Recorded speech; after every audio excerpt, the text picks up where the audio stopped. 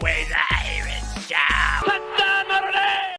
That's right. Welcome in. Welcome back, folks, There is a legitimate reason to believe Notre Dame is going to be really, really good for a really, really long time. Try and prove me wrong, edition of the Always Irish show. I'm trying to make everybody feel better here. Calm your preseason nerves, if you will. And I'm not just talking about this year. I'm talking about big picture. I'm going to put you in a good mood here. If you're not already positive, I'm thinking positive. Johnny Sunshine. As always, you can find the program on YouTube. Do it. Subscribe if you haven't yet. Appreciate it very much. Give the video a thumbs up. That helps Yanni out as well. Notifications on that way you don't miss nothing. Twitter, search bar Always Irish or at Always Irish 8. Emails alwaysirishnd@gmail.com. Audio only anywhere you want it. You can get it if you don't want to see my silly face. Who blames you for that? Call-in lines. They've been bumping, baby. 312-988-15. Dialed up. Tell Uncle Yanni all you've heard and seen. Notre Dame brought to you by SI. Read all about it. Got some for you every day of your life. Patreon.com/Always Irish, the dream team. Myself, Notre Damers, Mike Goolsby, Jared Clark, ND Recruiting 01 on. Oh, he's hitting the film hard, baby. Link in the description if you want to join. Thanks to everybody who's there already. Okay. I was thinking about the long-term outlook of Notre Dame football under Marcus Freeman. Some of it this year, but also what's coming the next few years. And this all kind of came to me in a weird way. I joined the Ohio podcast last Sunday. And one of the things I got asked was, how did you handle the time after the Notre Dame lost to Ohio State in the championship? And it's a really good, fair question and a thoughtful one. Just knowing how wound up I get for Eric to ask me how I handled it. And my answer was, I needed a few weeks to just zone out and get, my nerves there was nothing left in my nerves. I mean, we were going, so stressful, so intense. I needed a little bit of cool off time. When you lose a championship game, it's a unique kind of pain, right? You feel very good and proud. You made it to the final two, but to come that close and not leave with the trophy it stays with you. It's painful. It cuts deep. The fact that the loss was to Ohio State just made it worse, right? But through time, I couldn't see it right after it, and it was so raw and real and everything.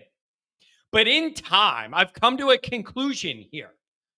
And maybe some of you are going to disagree with me, but I would like to know your evidence if you do.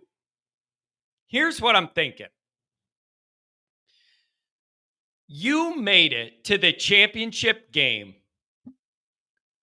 with what I think is nowhere near what a high-end Marcus Freeman team's going to look like.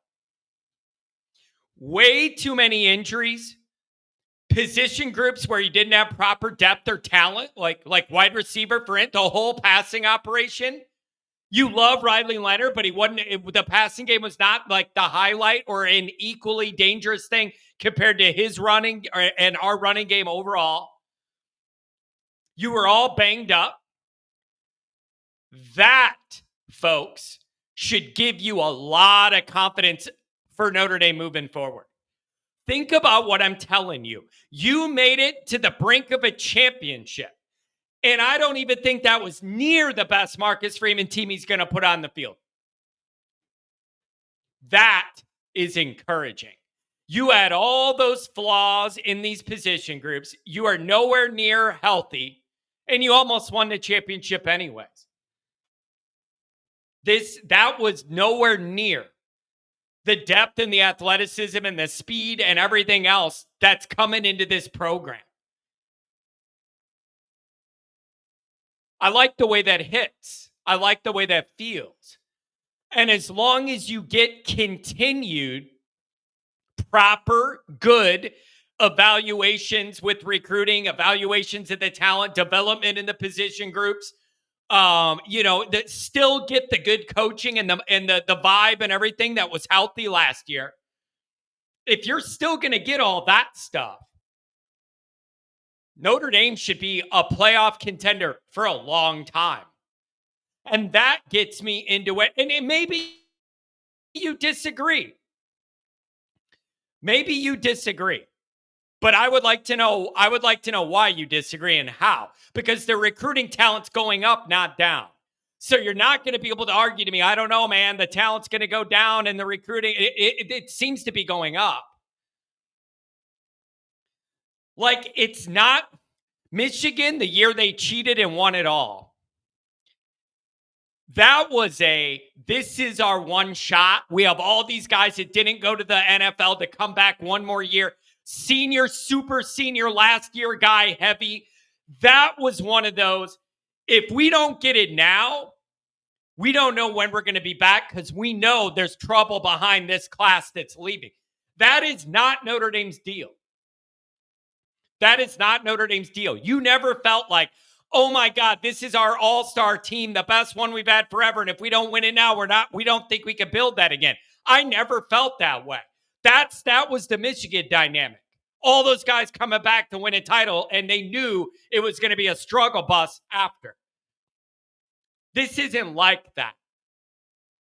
This isn't like that. So that gives me confidence about where this is all headed, because you made this run without even feeling like this is the best roster we're going to have, and you still almost got the championship.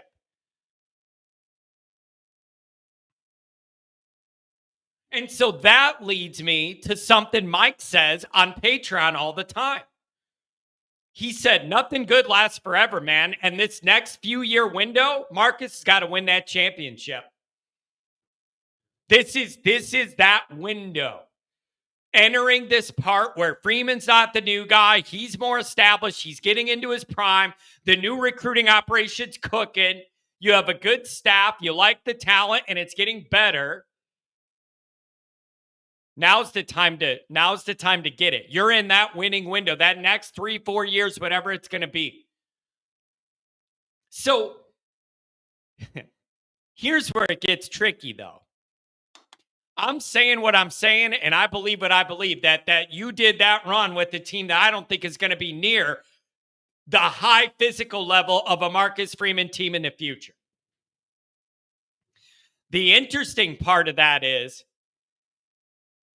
you could have a really tough year this year. You could have a tough year.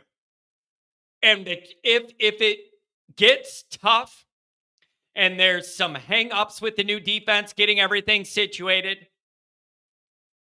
if you realize the new young quarterback's going to have more rookie mistakes than you want, it's just not instant that O-line's banged up and they can't protect him, and that adds to the frustration.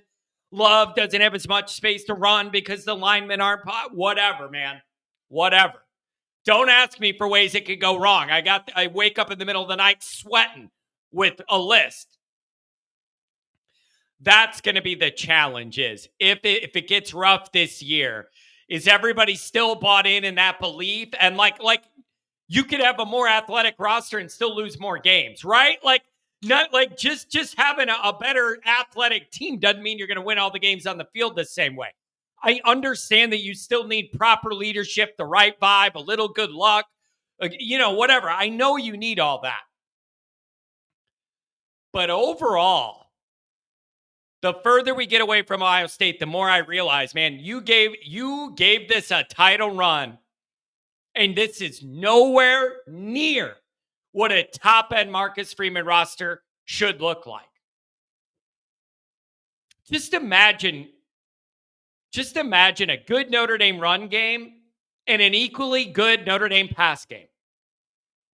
Imagine, just take that one change right there. You entering the playoffs feeling equally good about the pass game as you do the run game. How much more dangerous a Notre Dame team becomes. How much more difficult it is to defend a Notre Dame team when they could do each equally as well. Complementary football. Not everybody in the world knowing you would prefer to run the ball if you can. And have the quarterback do it and Love do it, and we'll throw it if we have to. Just that change alone, if everything else is good, makes a huge difference. So I think it's justified to have this belief that Notre Dame is going to have a really good shot to do this, like athletically. I know all the other stuff has to come together and vibe and gel. I'm just saying, think about it, because I believe you made a title run with the team nowhere near as fully athletic and talented as Freeman's going to have the next few years. You're about to enter the winning window. This next batch of years, Freeman's getting into his prime. He's still hungry. You're close. Time to go get it, man. And this is not just like, there's a difference between every year being like, yeah, maybe it's this year, and having some like actual markers that indicate you're in that ballpark. Like finishing second last year, the recruiting effort in 26. Like, that's more than just like, yeah, we think we have a shot. That's like tangible stuff you could see that gives you a shot. So that's the best reason I could come up with to be very optimistic about all of this long term. And I don't know if it makes you feel any better losing to Ohio State or not. Like, it hurts. It burns. I hate it. You haven't beat them since 1936. I know all this stuff and I hate it. But I did get to a point where I said, you know what? It's kind of impressive we did that with a team that I didn't consider a fully complimentary, even decently healthy team. Pretty impressive. Pretty impressive. So I'm optimistic for that reason. And I just think this program is entering its prime in the modern age. And like Mike says, you better get that title before circumstances change and Marcus does something else or whatever. You don't know how long this is all going to last. You got to get that bronze statue at one of these entrances, Marcus. Put it across from Frankie. Like, you got to get it. You're entering that window. The most frustrating thing I can imagine for us as Notre Dame people would be to keep having deep playoff runs, keep getting close, never winning the title, and then Marcus leaves. I can't think of anything more frustrating than that.